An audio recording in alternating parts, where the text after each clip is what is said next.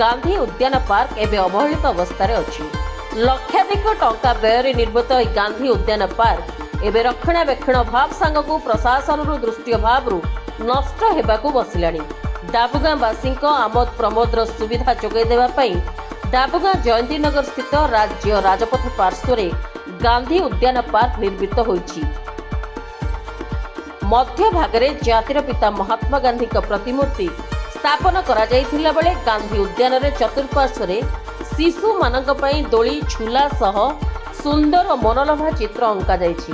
वृद्ध वयस्क लोकंक बसिबा पई वृक्ष तले मंडप करा जाइछि। किछि स्थान रे अत्याधुनिक सेल्फी पॉइंट रहिछि जेउठारे मोबाइल माध्यम रे युवक युवती माने सेल्फी फोटो नै पारिबे। निज व्यस्तबहुल जीवन समय काढ़ी अपराह्न रे शिशु मानकु एही शिशु उद्यान गांधी पार्क रे लोके बुलाई आनी थांती।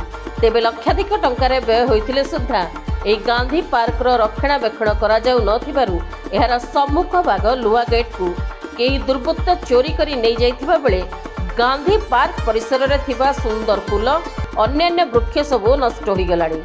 मूल्यवान सामग्री भांगी रुचि गलानी। विशेषकर उद्यान परिसर वर्तमान लट्टा बुदारे परिणत हो जाइथिबारु सर्प और सरीसृप मानकर आस्थान स्थली पलटिछि। एपरि क्षेत्र में साधारण लोके गांधी उद्यान पार्क को जीवा पई मुह फेराई बसिलेनी। ब्लॉक प्रशासन एथिप्रति दृष्टि देई लोकंक आमोद प्रमोद पई निर्मित गांधी उद्यान को रक्षणाबेक्षण सुविधा जोगाई देबाको साधारण रे दाबी होइछि।